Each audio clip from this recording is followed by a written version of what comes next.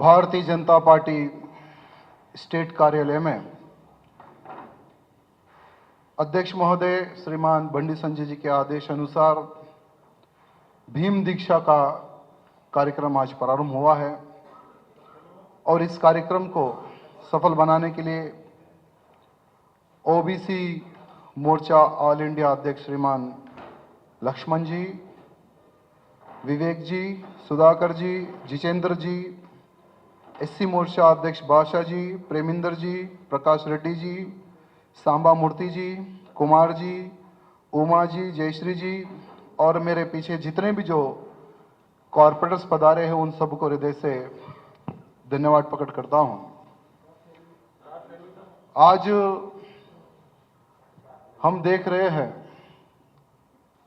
कि तेलंगाना में मुख्यमंत्री को कितना डर हो चुका है भारतीय जनता पार्टी के नाम से। सुबह हो या शाम हो, भारतीय जनता पार्टी को किस प्रकार से रोके, बस यही सोच मुख्यमंत्री जी सोच रहे हैं। हमारे सोर्स ऑफ कुछ इंफॉर्मेशन से हमें यह पता चल रहा है कि मुख्यमंत्री 24 आवर्स उनको नींद नहीं आ रही, क्योंकि एक बार तो मुख्यमंत्री बन गए, 2 बार धोखे से मुख्यमंत्री बन गए, 3 बार कैसे मुख्यमंत्री बने? क्योंकि तेलंगाना की जनता को एक बार धोखा दिया जा सकता, 2 बार चलो जो मुख्यमंत्री ने जो झूठे आश्वासन दिए शायद वो पूरा करेगा, एक बार मुख्यमंत्री को तेलंगाना की जनता ने विश्वास करके जिता दिया। लेकिन मुख्यमंत्री ने जो सर्वे करवाया कि मैंने एक बार झूठ बोला, दूसरी बार झूठ बोला, तीसरी बार मेरा झूठ नहीं चलेगा, क्योंकि आने वाले समय में तेलंगाना में भारतीय जनता पार्टी की सरकार बन रही है, यह तेलंगाना की जनता का मुंड है। मुख्यमंत्री ने सर्वे करवाया, जान लिया कि आज भारतीय जनता पार्टी की सरकार बनेगी, स्ट्रांग हो रहा है भारतीय जनता पार्टी। संजय जी संघर्ष कर रहे हैं। मंच पर उपस्थित जितने भी जो भारतीय जनता पार्टी के अधिकारीगण हैं, जो इनकी गलतियां हैं, जो पिछले 7-8 सालों से जो इन्होंने तेलंगाना में जो स्कैम किए हैं, तेलंगाना की जनता को जो इन्होंने धोखा दिया है, मंच पर उपस्थित सभी लोगों ने चीज मुख्यमंत्री देकर अब उनको एक भय पैदा हो चुका है कि आप मेरी दुकान बंद होने वाली है, क्योंकि भारतीय जनता पार्टी के अधिकारीगणों ने फार्म हाउस से प्रगति भवन तक लाया, प्रगति भवन से आज रोड पर लाकर मुख्यमंत्री को खड़ा कर दिया, क्योंकि भारतीय जनता पार्टी ने यह बात कही थी कि हम तुझे सोने नहीं देंगे। आज वो प्रूव हो चुका है। आज हम देख रहे हैं कि मुख्यमंत्री 2.5 घंटे प्रेस मीट लगाते हैं, 2 घंटे 30 मिनट उनका प्रेस मीट होता है। सब्जेक्ट होता है कि आज हम बजट पर चर्चा करेंगे, लेकिन दुर्भाग्य है बजट पे तो कोई चर्चा होती नहीं, सिर्फ भारतीय जनता पार्टी ही टारगेट होती है। और टारगेट भी किस प्रकार का? एक मुख्यमंत्री एक स्थाई पर रहकर, एक पदवी पर रहकर कुक्का, नक्का, रालतोन कुट्टाले, दीनतोन कुट्टाले, इतने गंदे शब्दों का उपयोग एक मुख्यमंत्री करता है तेलंगाना का। यह दुर्भाग्य की बात है। हम लोग भी वो शब्दों का उपयोग कर सकते हैं कि मुख्यमंत्री पागल हो चुका है, कुत्ते में और इसमें कोई अंतर नहीं है, ऐसे पागल कुत्ते को हम जेल में डाल दें, हम ऐसा बोल सकते हैं। लेकिन हमारे भारतीय जनता पार्टी ने हमें सिद्धांत सिखाया है, मर्यादा से आगे बढ़ना सिखाया है। हम वो शब्द उपयोग नहीं कर सकते जो शब्द तेलंगाना के मुख्यमंत्री केसीआर करते हैं। उनको शर्म नहीं है, लेकिन हमें विचार करते हैं हम कौन से शब्द का उपयोग करना है या नहीं करना है। ये हमारे बड़े लोगों ने और हमारे सिद्धांत, हमारे भारतीय जनता पार्टी के सिद्धांत है, प्यार दो प्यार दो। लेकिन ये मुख्यमंत्री प्यार पाने के लायक नहीं है। आज हम देख रहे हैं कि भारत के संविधान को बदलने की बात करते हैं मुख्यमंत्री जी। भारत के संविधान को नई सोच, नई दिशा, नया संविधान का नारा हुआ मुख्यमंत्री ने दिया है। तो मैं मुख्यमंत्री को कहना चाहूंगा कि तुम्हारे बाप के बाप या परदादा भी अगर आ गए तो संविधान को बदल नहीं सकते। जो बाबा साहेब अंबेडकर जी ने इतनी मेहनत करके, खून पसीना एक करके, इतनी मेहनत करके बाबा साहेब अंबेडकर जी ने जो संविधान लिखा, आज वही संविधान पर भारत देश चलता है।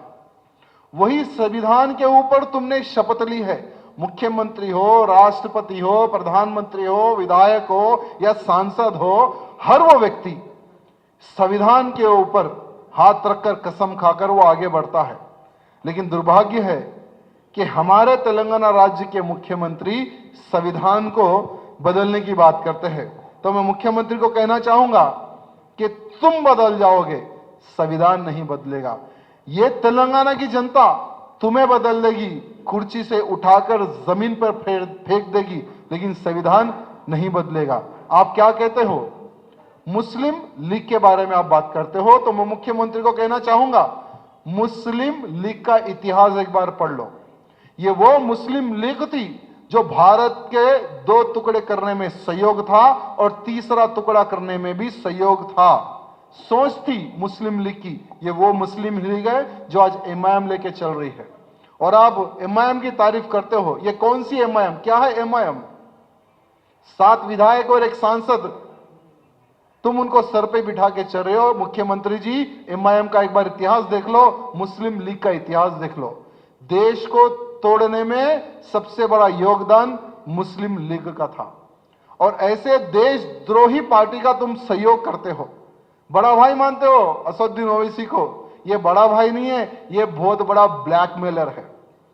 हर पार्टी में, यानी हर राज्य में वो जाता है, अपनी अपनी पार्टी के विधायकों को खड़ा करता है और कहता है कि पैसा दो, नहीं तो मैं तुम्हारे ऊपर मैं खड़ा करूंगा मेरे कैंडिडेट को और तुम्हें हरा दूंगा। ऐसा एक बहुत बड़ा ब्लैकमेलर है जो आज धंधा कर रहा है पूरे भारत में असदुद्दीन ओवैसी घूम घूम के। क्या तुम पार्टनर हो उसके? मैं समझता हूं ये मुख्यमंत्री को भी असदुद्दीन ओवैसी कुछ पार्टनरशिप में लगा लिया, इसलिए मुख्यमंत्री एमआईएम का सपोर्ट कर रहा है। जय भीम का नारा देने वाला असदुद्दीन ओवैसी को पूछना चाहूंगा मैं। हर बार असदुद्दीन ओवैसी एक नारा देता है, जय भीम। तो मैं आज हसद को पूछना चाहूंगा, इतना बड़ा स्टेटमेंट जो कि तेलंगाना के मुख्यमंत्री देता है और तुम्हारी आवाज नहीं निकलती है। यानी तुम और मुख्यमंत्री दोनों के दोनों दलित समाज को धोखा देने में नंबर 1 कमीने बन चुके हो। मुख्यमंत्री की क्या बात करें? सबसे बड़ा दलित विरोधी अगर कोई द्रोही है तो हमारे तेलंगाना का मुख्यमंत्री, क्योंकि दलित समाज जो ऐसी एक समाज है, अगर कोई व्यक्ति पे अगर वो विश्वास कर दे तो जान दे देती है। ये वो समाज है। मुख्यमंत्री ने कहा था कि आप हमारी पार्टी को जिताओ, हमारे कैंडिडेट को जिताओ, मैं तेलंगाना राज्य का वो मुख्यमंत्री बनेगा वो दलित समाज से बनाऊंगा। क्या वो मुख्यमंत्री बना? नहीं बना, धोखा दिया उसने। फिर भी दलित समाज ने सोचा कि ठीक है, आज नहीं तो कल ये पागल मुख्यमंत्री को अक्ल आएगी, लेकिन नहीं।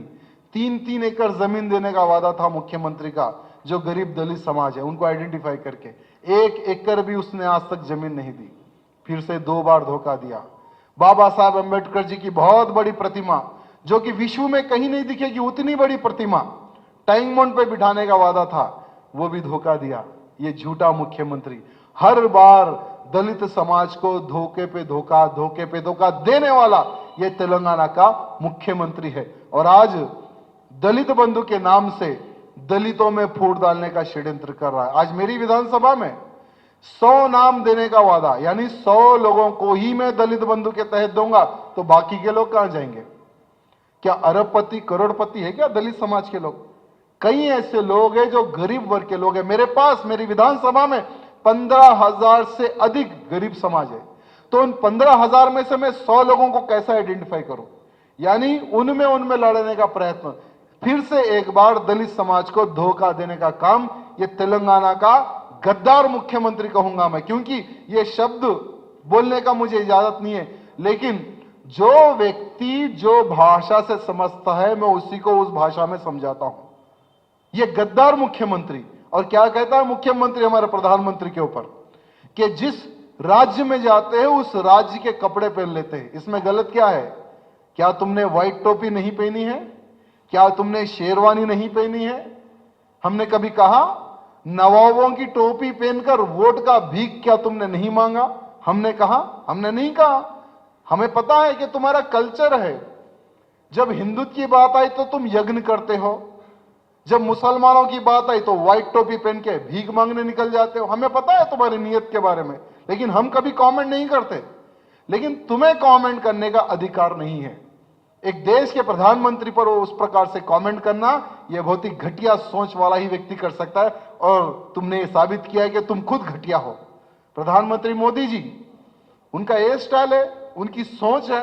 अरे वो ब्रह्मचारी है, उन्होंने अपना जीवन देश के प्रति समर्पित किया। उनका कोई आगे पीछे नहीं है, बस उनकी दुनिया ही भारत देश की जनता है, उनका परिवार ही भारत देश की जनता है। तो भारत देश के उद्धार के लिए वो आगे बढ़ते हैं। हर राज्य में अगर जाकर वो अपनी पोशाक अगर उसी राज्य के अनुसार अगर पहनते हैं तो इसमें कोई गलत नहीं है। मुख्यमंत्री जी, ये एक बात ध्यान रखना, हमारे संजय जी बहुत अच्छी बात कहते हैं कि ये तेलंगाना के मुख्यमंत्री को मैं जेल को पहुंचाऊंगा। वो दिन दूर नहीं है, वो दिन दूर नहीं है।